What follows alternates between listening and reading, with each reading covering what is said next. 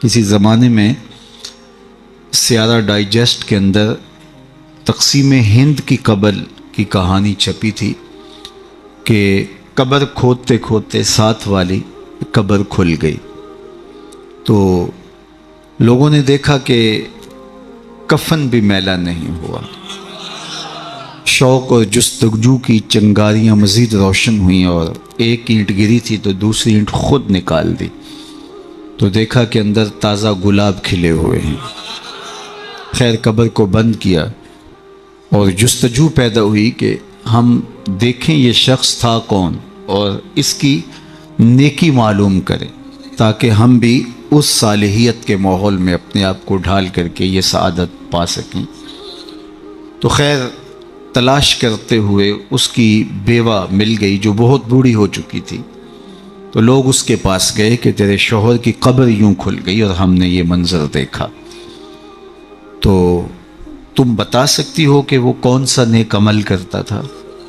تو اس نے ذہن پہ زور دیا، کہا میرا شوہر ایک سادہ سا شخص تھا اور پڑھا لکھا بھی نہیں تھا، لیکن ہاں مجھے یاد آیا اس کا ایک عمل تھا، جب صبح کے وقت وہ مسجد میں جاتا نماز کے لیے تو لوگ قرآن کھول کے بیٹھ جاتے۔ ایک زمانہ تھا لوگ فجر کے بعد قرآن مجید کی تلاوت کیا کرتے تھے، اور گھروں میں بھی صبح کے وقت قرآن ضرور کھلتا تھا۔ اللہ وہ دور دوبارہ پلٹ کے لے آئے ہمارے لیے، اور نوجوانان امت قرآن کا چہرہ دیکھیں فیس بک کی بجائے۔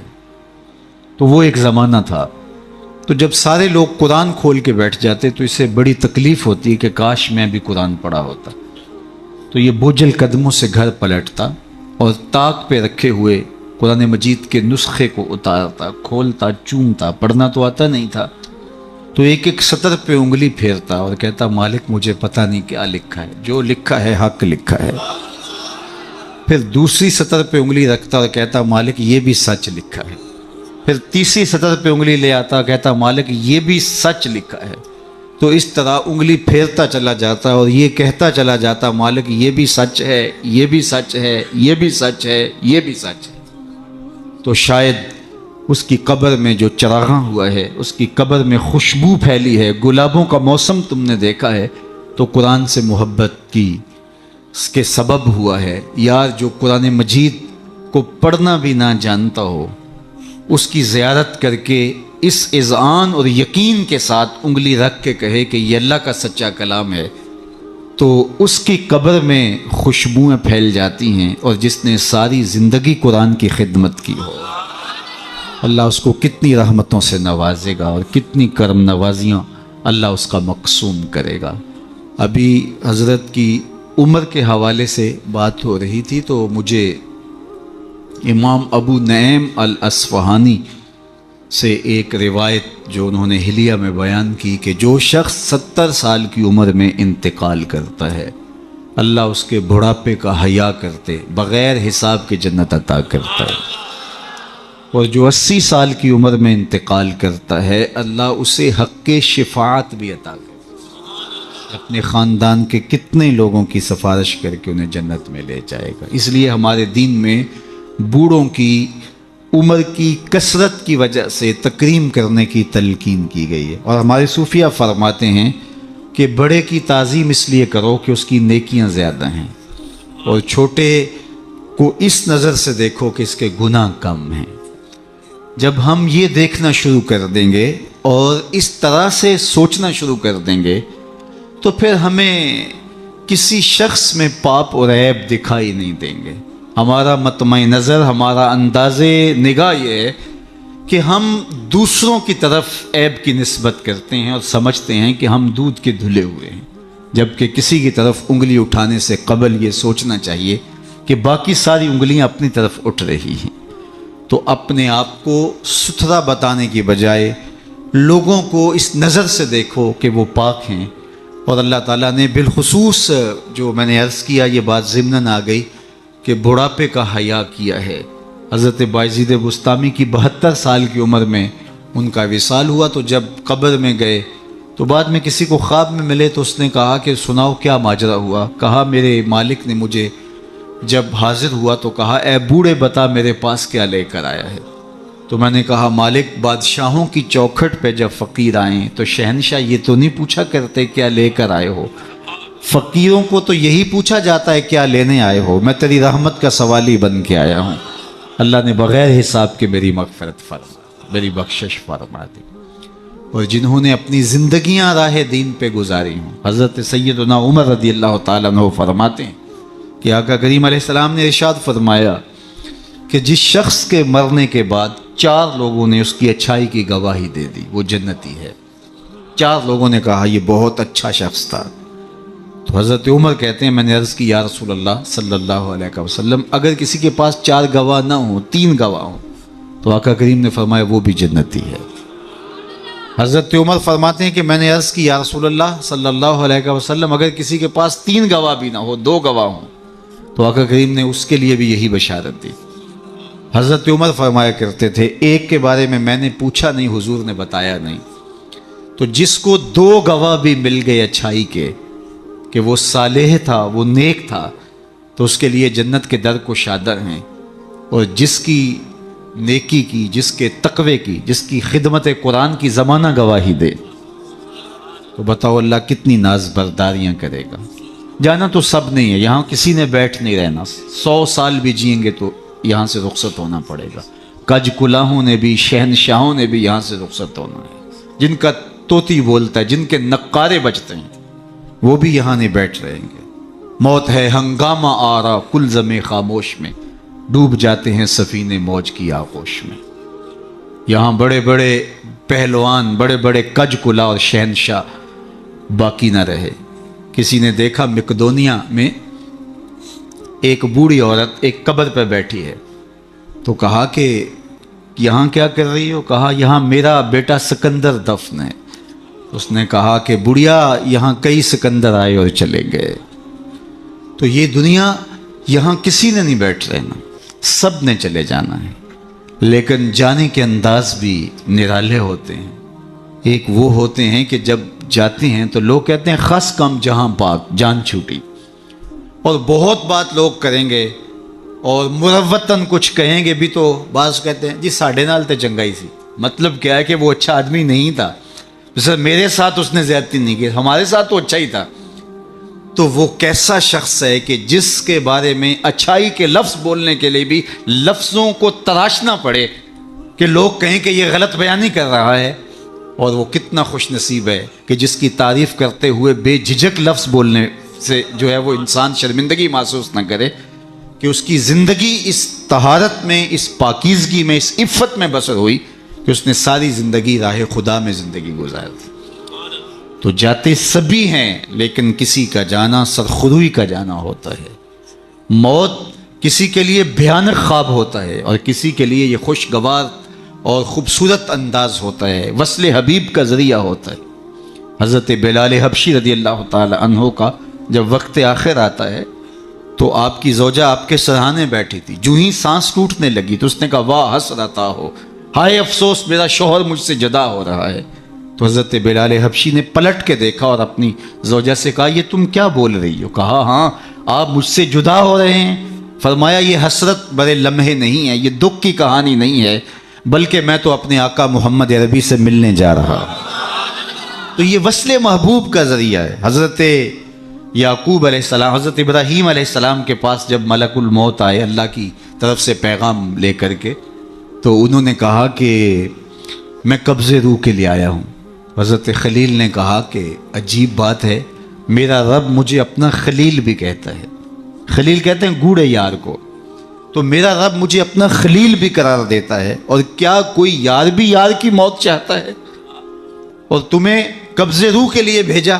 کہا میں تو حکم کا پابند ہوں، عبد معمور ہوں، بارگاہ ہزدی میں دوبارہ حاضر ہوئے، تیرے بندے کے پاس حاضر ہوا تھا، اور یہ میسج ہے تیرے بندے کا تیرے نام کہ کیا کوئی یار بھی یار کی موت چاہتا ہے؟ تو کہا اے اسرائیل پھر جا میرے خلیل کو میرا سلام دے اور کہے کبھی ایسا بھی ہوا ہے یار یار کو بلائے اور وہ ملنے بھی نہ آئے؟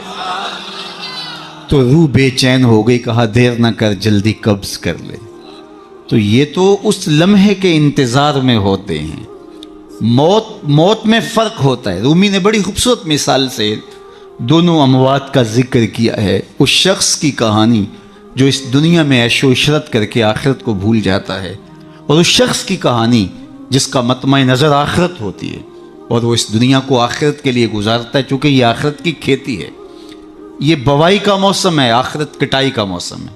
بوائی کے موسم میں جو کسان مٹی سے مٹی ہو جاتا ہے، سحری کے وقت اٹھتا ہے، کھیتوں میں ہل جوتتا ہے، جڑی بوٹیاں تلف کرتا ہے، بیج ڈالتا ہے، سہاگا دیتا ہے، پانی ڈالتا ہے، تو کٹائی کے موسم میں فصل بھی وہی اٹھاتا ہے.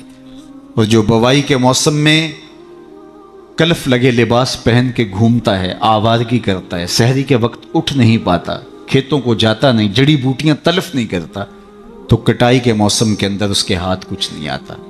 یہ مزرع الاخرہ ہے، یہ بوائی کا موسم ہے، آخرت کٹائی کا موسم ہے.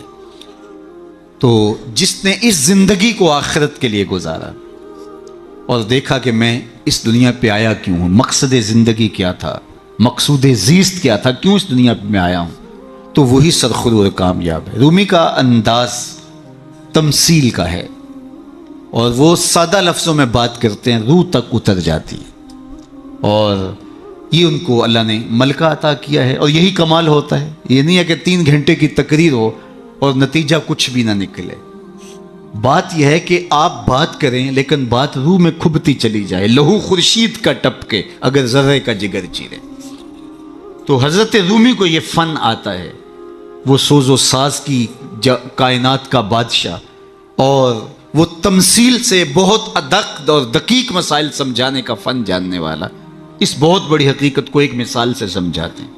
کہتے ہیں دیار مصر میں کوئی علاقہ تھا اور جہاں کا سیاسی نظم یہ تھا کہ وہ سال کی آخری تاریخ کو اپنے بادشاہ کو کسی جنگل میں پھینک دیتے اور پہلی تاریخ کو ساحل پہ آ جاتے.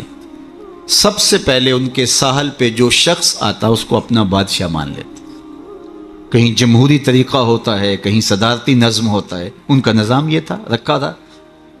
اور جو بھی تخت نشین ہوتا وہ بھول جاتا کہ میرے ساتھ کیا ہونے والا ہے. اس کو پہلے دن بتا دیتے کہ 1 سال کے لیے تو تخت نشین رہے گا اور اس کے بعد تجھے اس جنگل میں پھینک آئیں گے جو جزیرے کے دوسری سمت ہے، اور اس میں موذی جانوروں کا رین بسیرا ہے اور تھوہر اور کانٹے دار درخت ہیں. لیکن وہ بھول جاتا وہ تخت کی لذتیں اور اس کا سرور اور اس کا نشہ ہی ایسا ہوتا، اسے یاد ہی نہ رہتا کہ سال کے بعد میرے ساتھ کیا ہونے والا ہے. اور جو ہی سال کی آخری تاریخ ہوتی زنجیروں میں جکڑ کے ادھر پھینکتے پھر روتا ہے مجھے تم کہاں لے جا رہے ہو.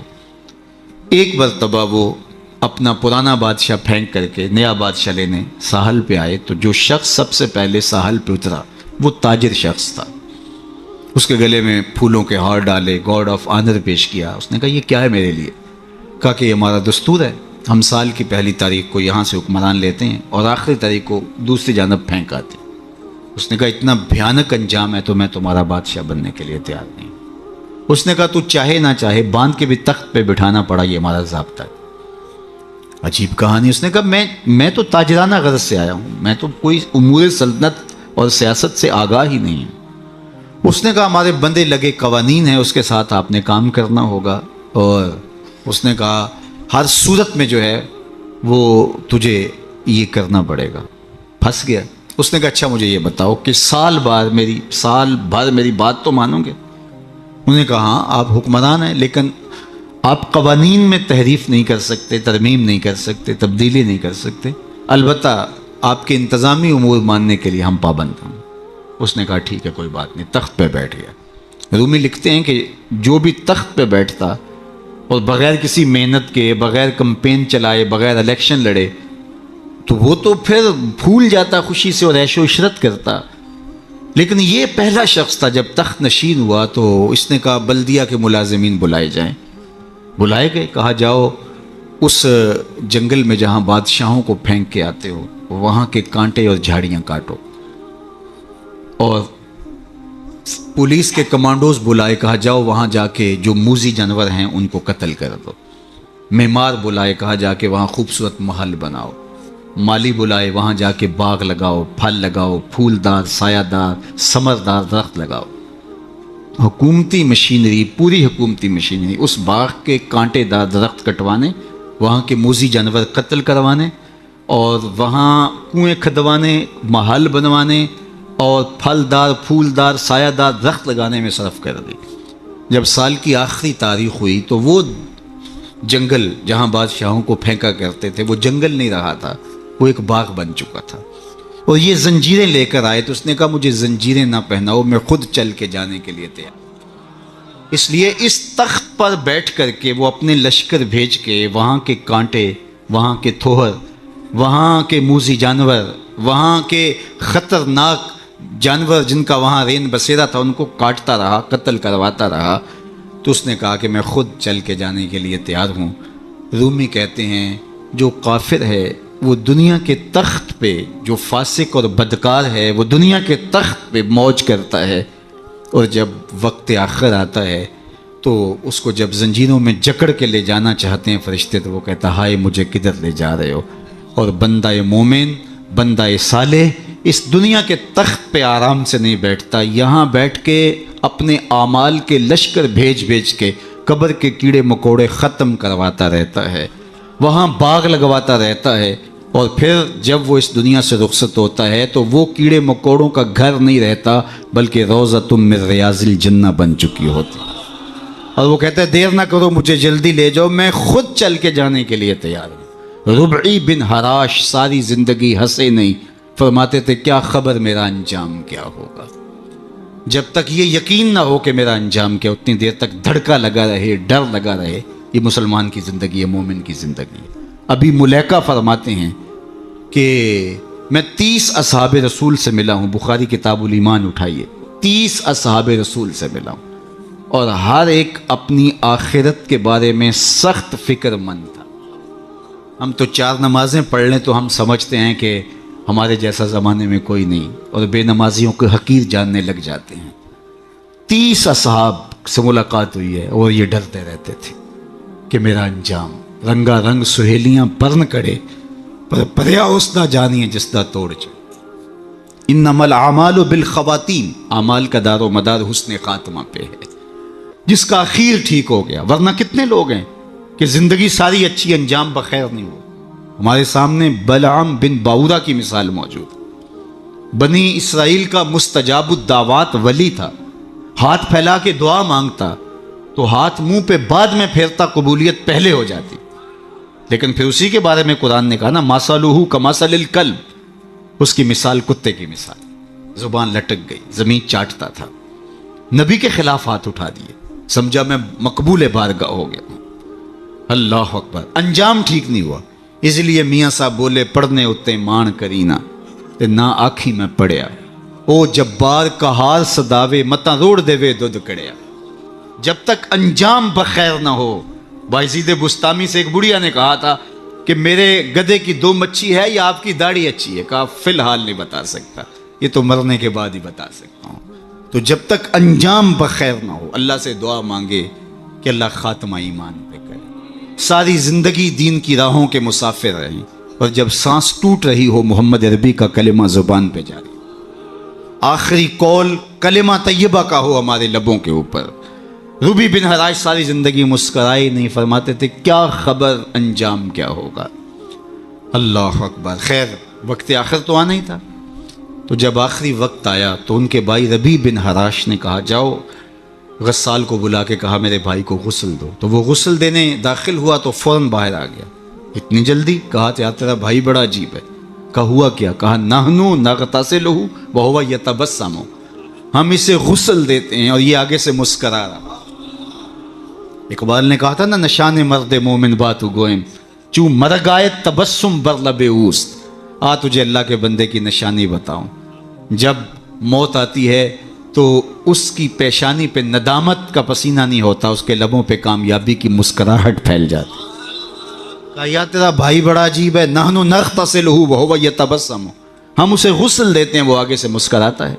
کہا میرے بھائی نے قسم کی تھی جب تک اچھا انجام نہیں دیکھوں گا نہیں مسکراؤں گا۔ پورے شہر میں شور مچ گیا، ایک بندہ مرنے کے بعد مسکرایا ہے۔ بعض لوگ تو بہت خوش ہوئے بعض نے کہا یہ گھڑی ہوئی کہانیاں ہیں، یہ مریدین کا اعتقاد ہے، ان کا حسن اعتقاد ہے، کیسے ہو سکتا ہے مرنے کے بعد مسکرائے۔ ایک بہت بڑا ہجوم جمع ہو گیا حضرت کی زیارت کے لیے، بعض لوگ تیکھے سوال لیے، بعض محض تماشائی، بعض سیدھا سیدھا انکار کر رہے ہیں، پورا بصرہ امڈ آیا۔ اتنے میں انہیں غسل دے کے چارپائی پہ ڈال کے کفن بھی ڈال دیا گیا تھا۔ جب لوگ گھر میں داخل ہوئے تو قبل اس سے کہ وہ سوال کرتے، امام ابو نعیم نے حلیہ میں لکھا، قاضی ایاز مالکی اندلسی نے الشفاء کے اندر لکھا، اور اس کو امام سہیلی نے روض الانف میں لکھا، اور بھی بہت سارے لوگوں نے لکھا۔ جب لوگ داخل ہوئے اور تیکھے تیکھے سوال تھے کہ یہ پوچھیں گے، یہ بات کریں گے، کیسے مسکرائے، سچ ہے، غلط ہے، جھوٹ ہے، اور یہ چارپائی پہ ڈالے جا چکے تھے، کفن اڑا دیا گیا تھا۔ جب لوگ داخل ہوئے تو انہوں نے کفن ہٹایا، ہاتھ باہر نکالا اور لوگوں سے مخاطبت کرتے ہوئے کہا السلام علیکم۔ لوگ حیرت میں ڈوب گئے، وعلیکم السلام اتتکلم بعد الموت، عجیب بات ہے، مرنے کے بعد باتیں کر رہے ہو؟ قال نعم اتکلم بعد الموت، ہاں ہاں مرنے کے بعد باتیں کر رہا ہوں۔ عرش فرش تے بانگاں ملیاں تے مکے پہ گیا شور، بلے شاہ سا مرنا نہ ہی تے گور پیا کوئی ہور، فَلَنُحْيِيَنَّهُ حَيَاتًا طیبہ۔ اور اقبال کہتا ہے فطرت ہستی شہید آرزو رہتی نہ ہو، خوب تر پیکر کی اس کو جستجو رہتی نہ ہو، موت کو سمجھا ہے غافل اختتام زندگی، یہ ہے شام زندگی صبح دوام زندگی۔ فَلَنُحْيِيَنَّهُ حَيَاتًا طیبہ کا روپ ظاہر ہوا، ہاں ہاں مرنے کے بعد باتیں کر رہا ہوں۔ لوگوں نے کہا بتا تیرے رب نے تیرے ساتھ سلوک کیا کیا؟ تو ربی بن حراج جو فوت ہو گئے وہ بول کے کہہ رہے استقبلنی ربی غیر غضبان واستقبلنی بروح و ریحان، اس کے قدرت والے چہرے پہ کوئی غصہ نہیں تھا، اس نے روح و ریحان کے پھول میرے گلے میں ڈالے۔ لوگوں نے باتیں پوچھنا شروع کر دیں، شکر ہے کوئی مرنے والا بول پڑا، کوئی ادھر کی بات کر رہا ہے، ادھر کی بات پوچھ رہا ہے۔ جب سلسلہ کلام طول پکڑنے لگا تو ربی بن حراش لکھتے ہیں، ربی بن حراش کہتے ہیں کہ اجلوا بی ولا تؤخروا بی لان ابا القاسم ينتظر علی الصلاۃ، دیر نہ کرو مجھے جلدی قبرستان میں لے جاؤ، تم مجھے باتوں میں لگا رہے ہو، امام الانبیاء میرے جنازے کا انتظار کر۔ اگر اپنی زندگی اس کی رضا کے مطابق گزارے گا تو تمہارا وہاں انتظار ہوگا۔ مرنے کا فرق ہے، ہر کوئی مرتا ہے، لیکن یہ مرنا جو یاد الہی میں اپنے آپ کو ڈبو دے، اور مرنے سے قبل جو مر جائے، موتو قبل ان تموتو، صوفیہ تو یہی کہتے ہیں نا کہ مرنے سے قبل مر جاؤ، تو جب مرنے سے ہی قبل مر جائے تو الجبرے کا قاعدہ ہے نا کہ نفی جب نفی سے ضرب کھاتی ہے تو جمع کی صورت میں جواب آتا ہے۔ تو جو پہلے ہی مرا ہوا تھا، اپنے آپ کو، اپنے نفس کو اس نے مار دیا، اپنی خواہشات کو ترک کر دیا، تو وہ موتو قبل ان تموتو کے زمرے میں تھا، تو پھر موت کو موت آئی تو نفی سے ٹکرائی تو حیات بن گئی، تو یہ حیات طیبہ کی صورت بن کے سامنے آئی اور ابھری۔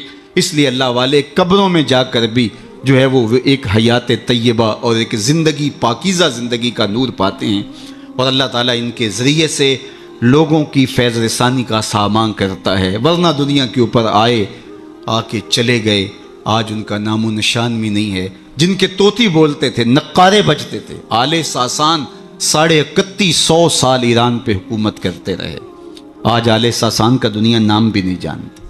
مشتاق نے کہا تھا مٹ گیا مشتاق دل سے رنگے یاد رفتگاں، پھول مہنگے ہو گئے قبریں پرانی ہو گئی۔ قبروں کے نشان بھی یاد نہیں ہوتے۔ پوتے کو لے کر کے دادا جاتا ہے، تمہارے پردادا کی یہاں کر کے کہیں قبر ہوتی تھی، اور قبر بارش کے آثار مٹا چکے ہوتے ہیں، وہ ڈھونڈتا پھرتا ہے قبر کہاں تھی، نشان بھی باقی نہیں رہتے۔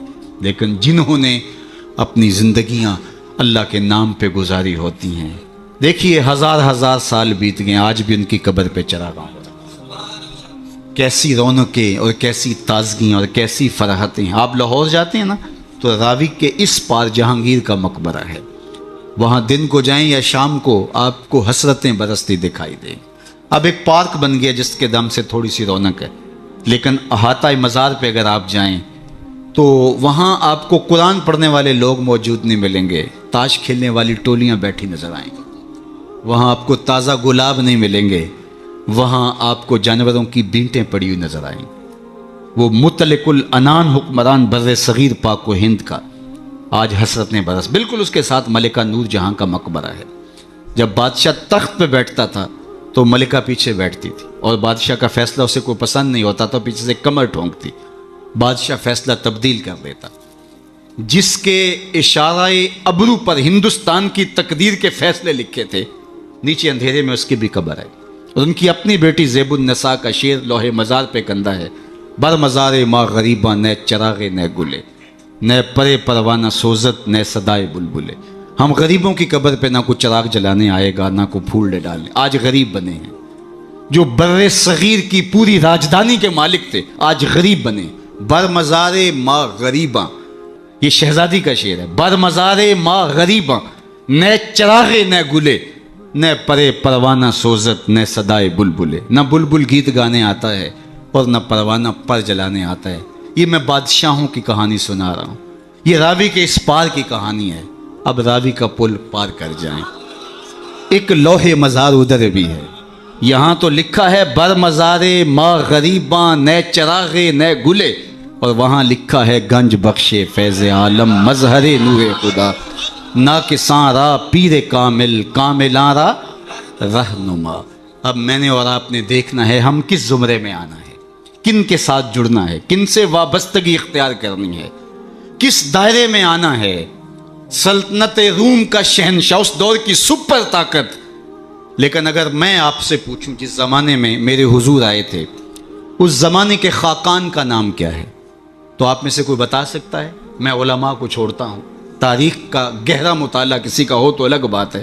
لیکن اگر پوچھوں جس دور میں میرے حضور آئے اس دور کے خاقان کا نام کیا تھا، شاید کوئی نہ بتا سکتا. اچھا میں پوچھتا ہوں اس دور کے کیسر کا نام کیا تھا؟ اس دور کا ٹرمپ تو وہی تھا نا، لیکن آج اس کا نام کوئی بھی نہیں جانتا. چلو میں پوچھتا ہوں اس دور کے کسرا کا نام کیا تھا؟ سوائے تاریخ کے طالب علموں کے کوئی نہیں بتا سکے گا. چلو میں یہ پوچھتا ہوں، اور اس مجلس میں موجود سب سے کم عمر بچے سے پوچھتا ہوں کہ جس زمانے میں میرے حضور آئے میرے حضور کے مؤذن کا نام کیا ہے؟ تو وہ سر اٹھا کے بلال حبشی کا نام لے گا. یار اس دور کی سپر طاقت کے مطلق العنان حکمران کا نام تو زمانے کو یاد نہیں ہے. کیسر کا نام، کسرا کا نام، خاقان کا نام زمانے کو یاد نہیں ہے، لیکن بلال حبشی کا نام آج بھی سینوں پہ لکھا ہے. تو اقبال تڑپ کے بولا، اقبال یہ کس کے عشق کا فیض عام ہے؟ رومی فنا ہوا حبشی کو دوا. شہنشاہ روم کا نام بھی زمانے کو یاد نہیں، رومی فنا ہوا حبشی کو دوام ہے. تو دوام محمد عربی کے قدموں میں ہے. سارا نور اسی چوکھٹ پہ ہے، سارے اجالے اور ساری روشنیاں حضور علیہ السلام کے قدموں سے پھوٹتی ہیں. تو جب سارا نور ملتا ہی یہاں سے ہے، سارے اجالے اسی دہلیز سے خیرات کی صورت میں میسر آتے ہیں، تو وہ اپنی ساری زندگی حضور کے نام پہ لگا. اقبال کے سارے کلام کا رس نچوڑیں تو جو خلاصہ نکلتا ہے وہ یہ ہے: بمصطفیٰ برساں خیش را کے دی ہماؤست، اگر بہو نہ رسیدی تمام بولا بیست. اگر اپنے آپ کو کھینچ کے تو حضور کے قدموں تک لے گیا تو زندگی کا سارا جمال تجھے نصیب ہے. اور اگر تو حضور کے قدموں تک نہیں پہنچ سکا تو کلمہ پڑھ کے بھی ابو لہب کا ابو لہب ہی رہے.